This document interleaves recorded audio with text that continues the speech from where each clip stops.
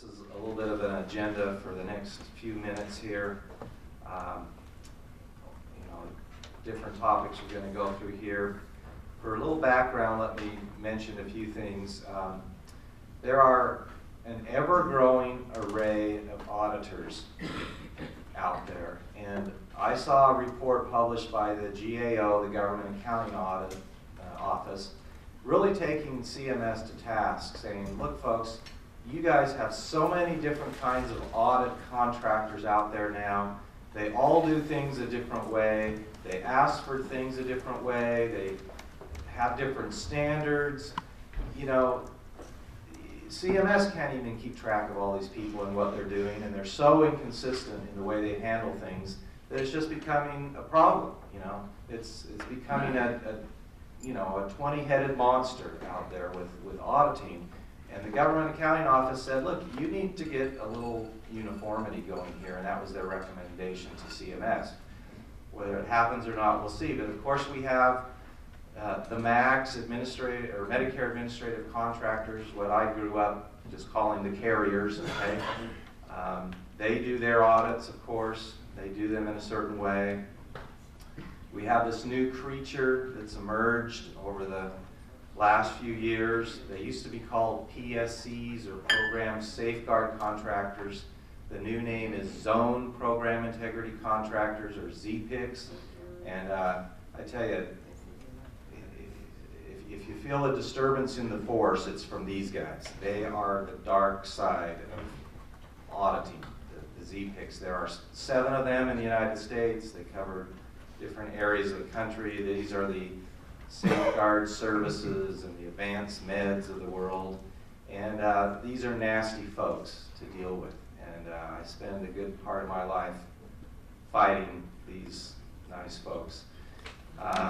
We have the Recovery Audit Contractors, the RACs, and you know, for as much as I hear them talked about, they're not that big of a factor in podiatry. They really aren't. I mean, they're driving the hospitals insane, but as far as individual podiatry practices, they don't cause near the damage that the first 2 on the list do.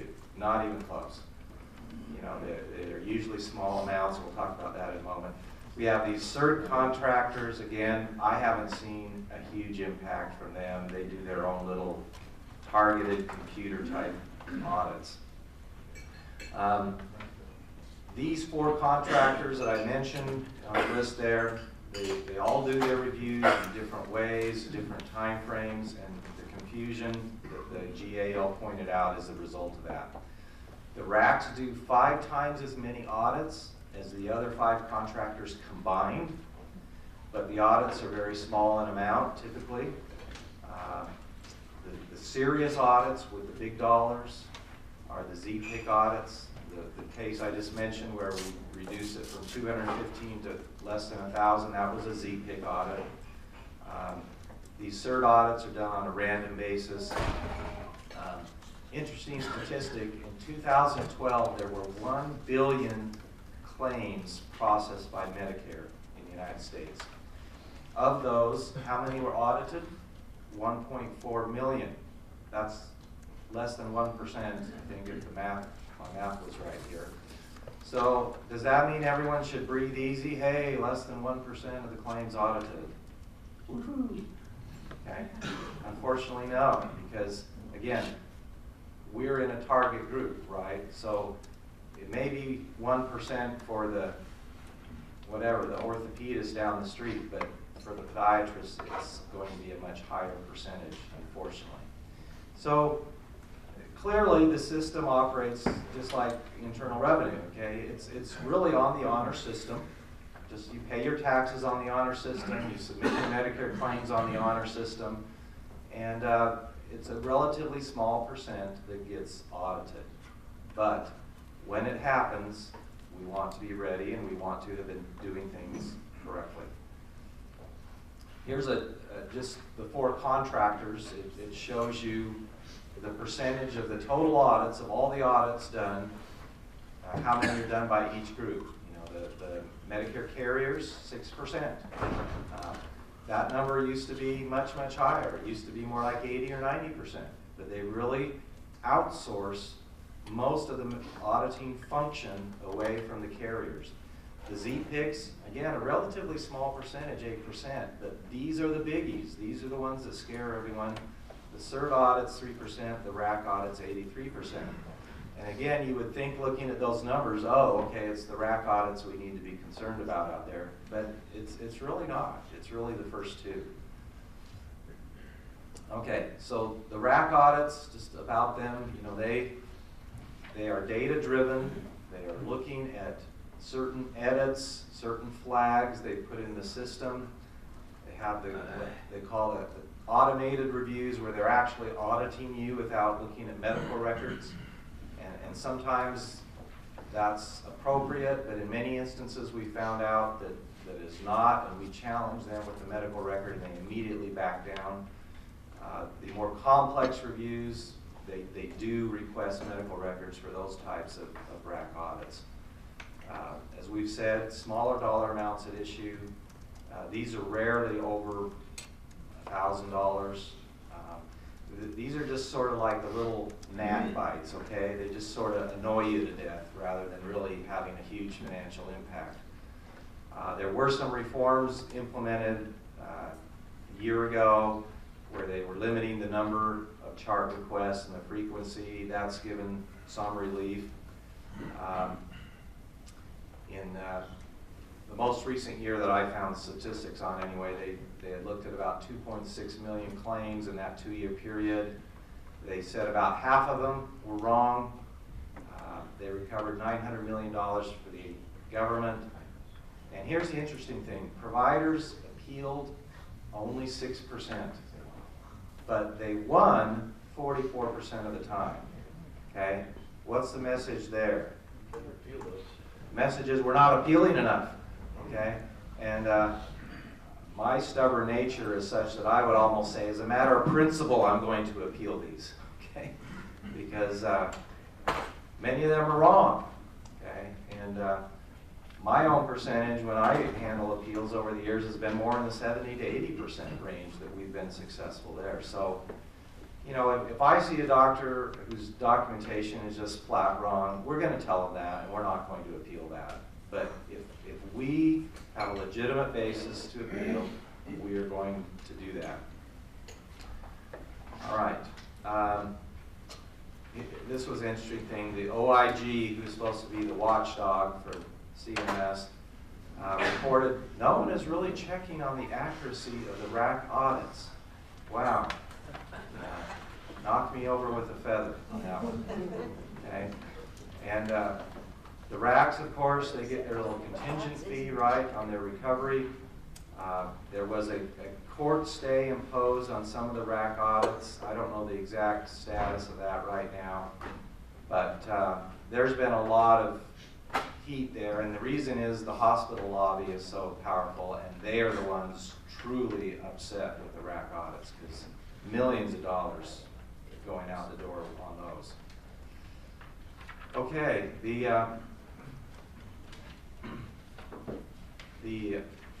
ZPIC audits. Again, these are the huge ones. Statistical sampling, extrapolated overpayments. Their personnel, their investigators are often very poorly trained, and these are the advanced meds and safeguard services and others that are out there.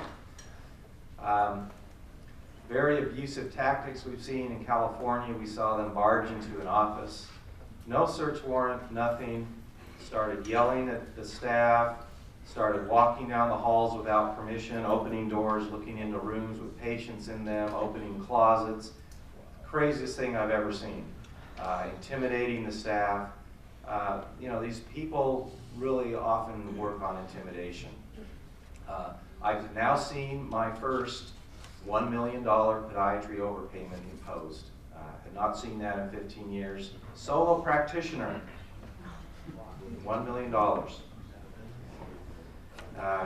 Coming soon, we're being told a new audit creation, the Uniform Program Integrity Contractor, who will now look at dual eligible situations, may eventually replace ZPICs, and we just can't wait for that. Another one, I like this one, Supplemental Medical Review Specialty Contractor, a SMRC. So wouldn't that be great? You're being audited by a smirk. Okay. And they will look at DME and Part B services. Okay. We're seeing a lot of these form letters being generated called ADR letters, additional development of the record, where they are basically putting the doctor on prepayment review, but they don't tell you that. You suddenly get 100 form letters saying, send in your records so we can adjudicate this claim. And you just start getting them and getting them and getting them, and finally the doctor calls PICA and says, what's going on? And we tell the doctor, you're essentially been put on prepayment review. They used to give you the courtesy of telling you, you are on prepayment review audit. And now they just start generating these ADR letters. Okay.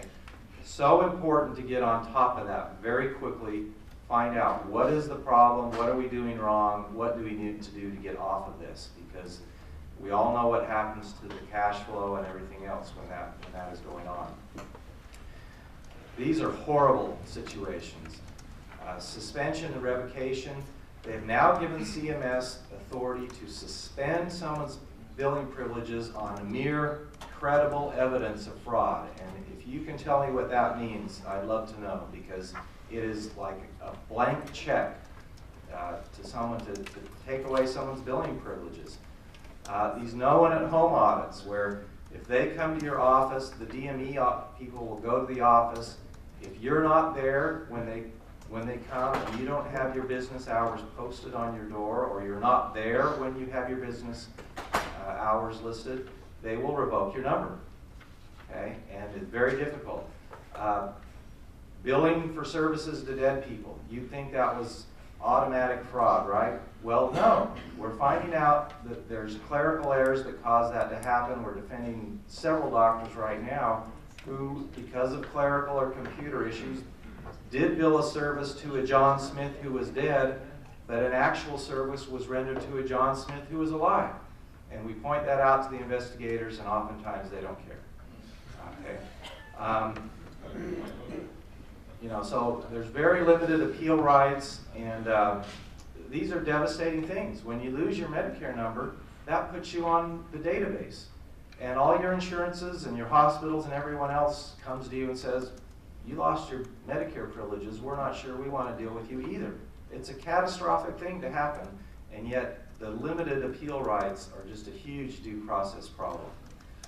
Okay. There's a couple things I really want to talk about before we end here, and these criminal investigations are going on. We've seen retired FBI agents with wires going into podiatry offices. We're seeing surveillance that have happened. We're seeing before and after pictures in the nursing homes being taken. We're seeing a lot of different tactics being employed in these serious cases. I want to get to,